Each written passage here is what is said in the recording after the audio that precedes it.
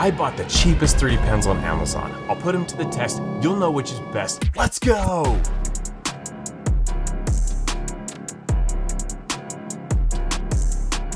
I get asked all the time, what's the best 3D pen? Does the price really make a difference? And up until now, my answer has been, I don't know. And that's why I'm here, to figure out which pen is best for you. Each of these pens were roughly $30. I've added their links down below. Let's check them out.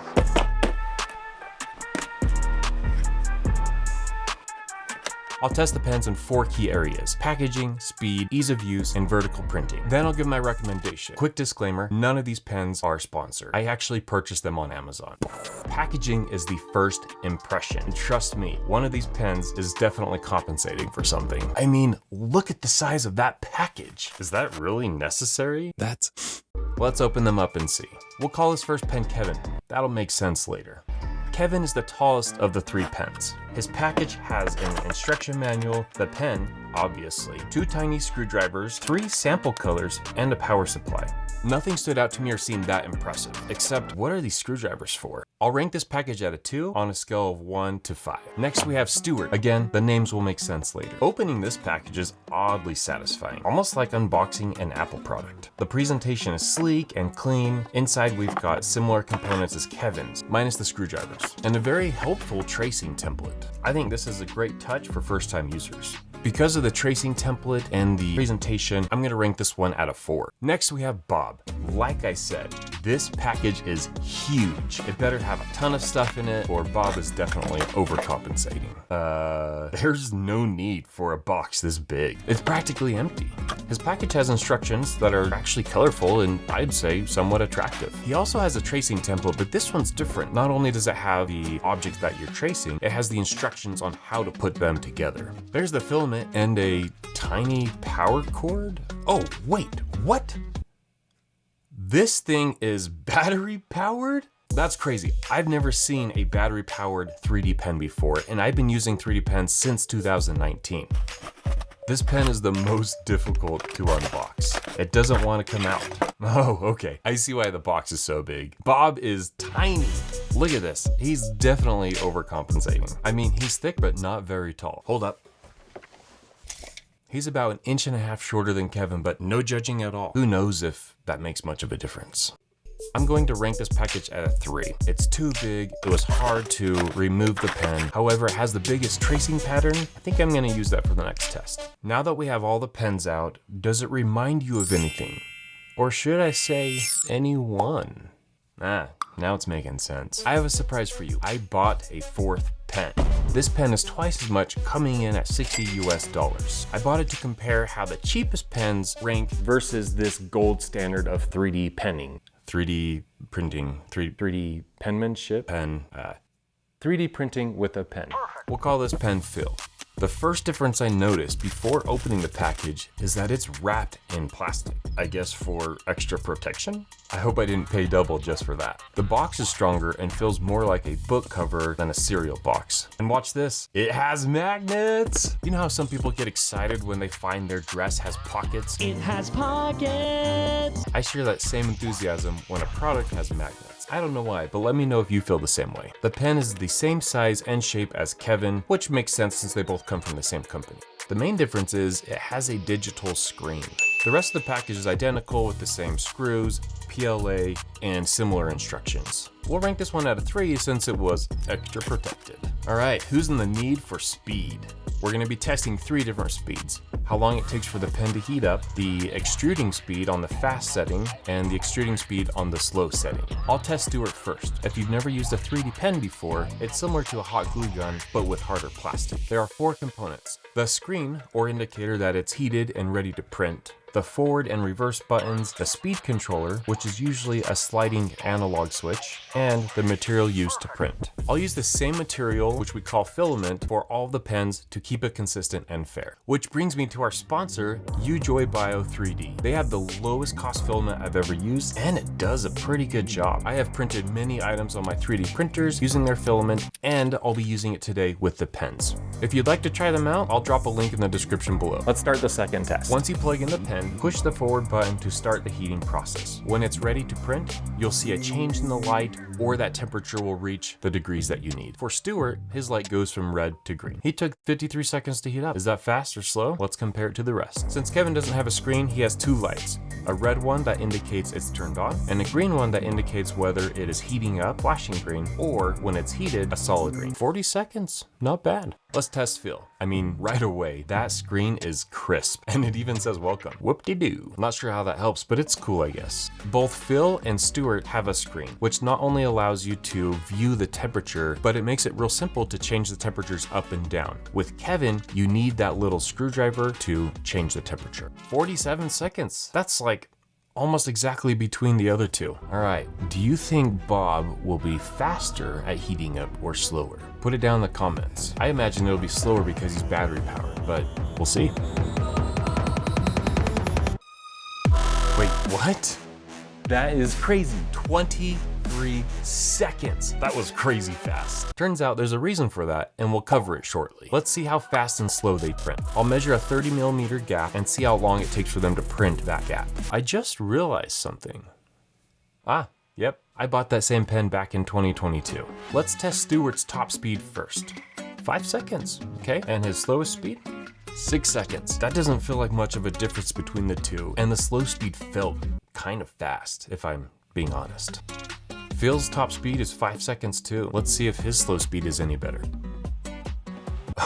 We're gonna speed this up. 1 minute and 6 seconds, that's impressive. It's important to have a slow 3D pen if you ever plan on welding two parts together. That's one of the reasons I bought a 3D pen. In fact, if you look closely, you can see I've welded this together here. Now the fact that you can see the welding means I did a pretty crappy job, but either way, it worked. Being able to print at slower speeds also helps with bridging, which we'll talk about, and it helps with vertical printing, which we're gonna show you too. Kevin's top speed is a little slower at 6 seconds. Let's see how his slow speed does.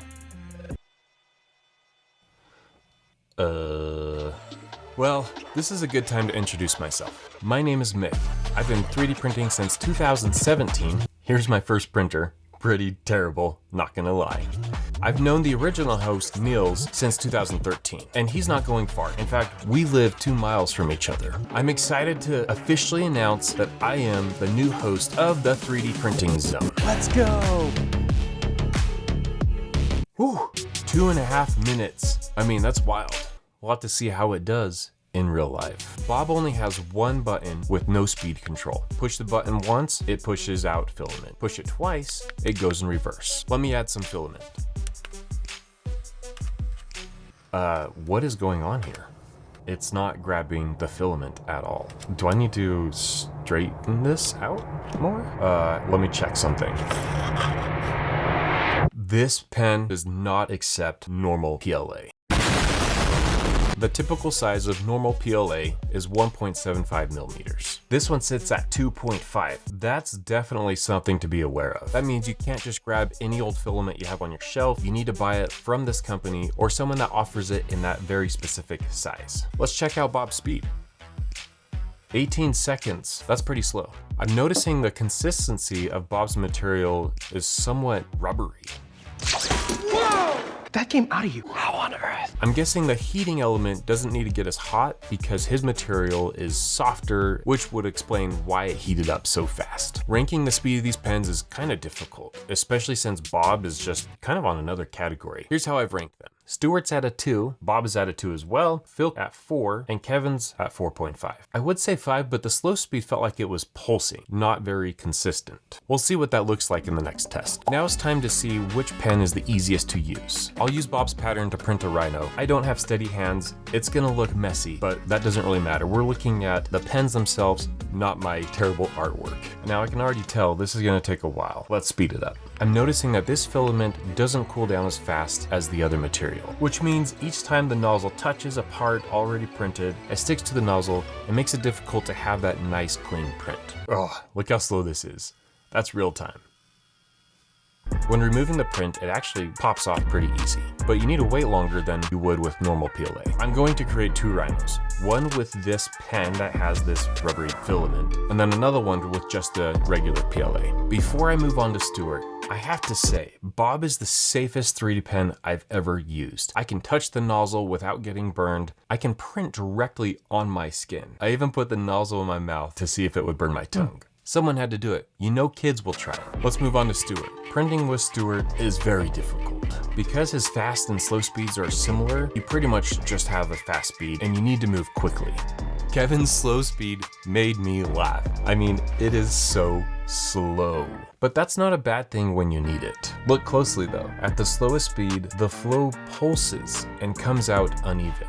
The fast speed was very refreshing and smooth. However, I prefer putting it at 3/4 speed as it's a little easier to print that way.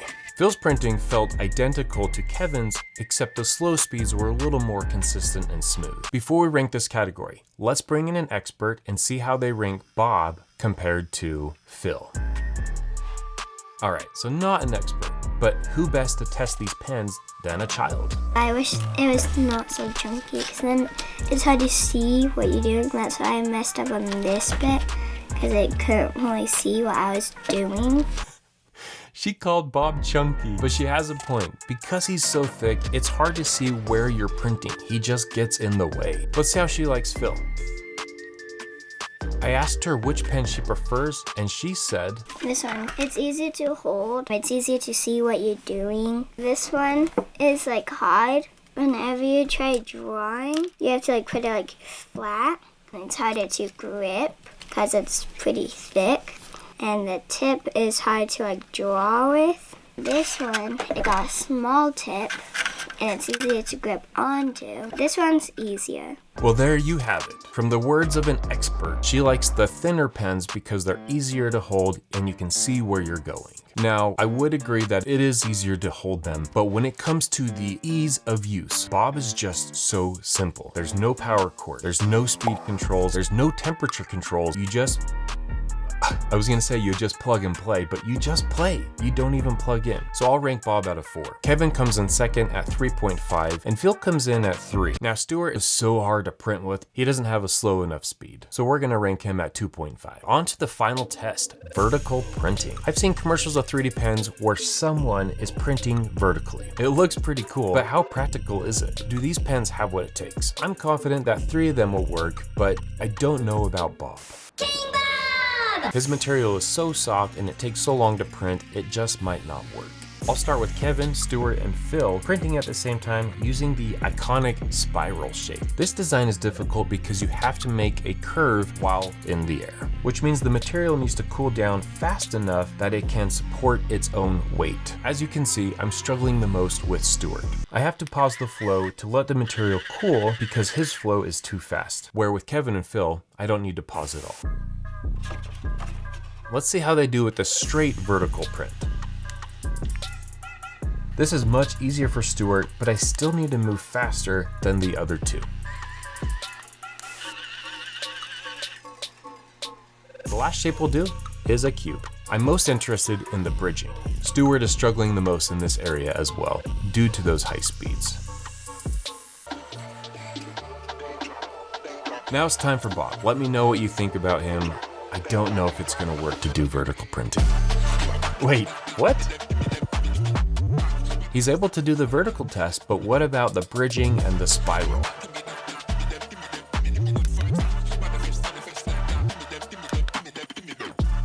Yeah, that's what I thought. The bridging is decent. It does have a little sag. I couldn't get the spiral to work. I tried printing it multiple times and it just couldn't cool fast enough and support its own weight. I'm ranking Bob at a 2, Stuart at a 3.5, and Phil and Kevin at 4.5. Which brings us to our final results. Kevin comes in at 14.5, Stuart at 12, Bob at 11, and Phil at 14. But how does that compare to my overall thoughts and recommendations? Well, it depends on why you're buying a pen. If you're looking for something that's easy, simple, works well with children, and can be used pretty much anywhere, I'd recommend Bob. You could take him on car rides in the mountains. If you want something more practical, something that can connect your 3D parts together, to have more control, to print vertically, I would recommend Kevin. However, if you're using different types of material, PLA, ABS, and needing to change that temperature often, I'd recommend Phil. He's not the cheapest option, maybe there are other ones like him, but it's just easier to push a button to change the temperature than to pull out that little micro screwdriver and adjust it that way as you would with Kevin. Now let's see how the rhinos look. If you'd like one of these rhinos, pens, or other products that we show on our channel, subscribe to our newsletter. We hand out products all the time for free, and this is something you could join and you could win. Am I clipping here? No, I don't think so. That's good enough.